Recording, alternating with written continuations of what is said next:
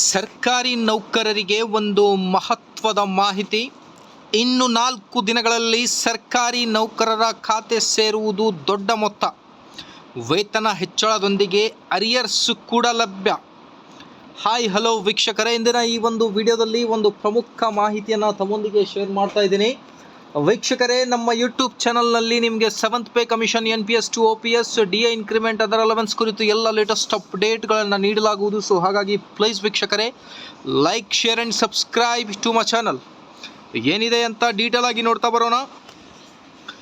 March 31, ಹಾಗಾಗಿ ಕೇಂದ್ರ ಸರ್ಕಾರ ನೌಕರರ ಹೊಸ ವೇತನ ಮಾರ್ಚ್ 30ರಂದೇ ಖಾತೆಗೆ ಬೀಳುವ ನಿರೀಕ್ಷೆ ಇದೆ. ಆದರೆ ಈ ವರ್ಷ ಮಾರ್ಚ್ 31ರ ಭಾನುವಾರದಂದು ಬ್ಯಾಂಕುಗಳು ತೆರೆಯುತ್ತವೆ ಎಂದು RBI ಈಗಾಗಲೇ ತಿಳಿಸಿದೆ ಅಂತ ಹೇಳ್ತಾ ಇದ್ದಾರೆ.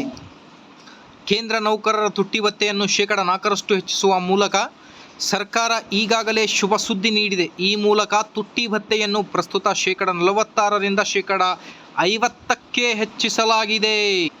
ಈ ವೇತನ ಹೆಚ್ಚಳವು ಕಳೆದ ಜನವರಿಯಿಂದ ಜಾರಿಗೆ ಬರುವುದರಿಂದ ಕೇಂದ್ರ ಸರ್ಕಾರಿ ನೌಕರರಿಗೂ ಜನವರಿ ಮತ್ತು ಫೆಬ್ರವರಿಯ 2 ತಿಂಗಳ ಬಾಕಿ ಸಿಗಲಿದೆ.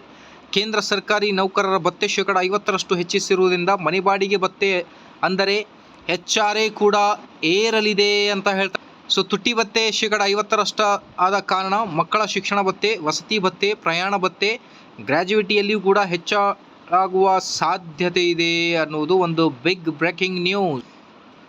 ಸೊ ಕೇಂದ್ರ ಸರ್ಕಾರಿ ನೌಕರರಿಗೆ ಬಂಪರ್ ಗಿಫ್ಟ್ ಅಂತಲೇ ಹೇಳ್ಬೋದು.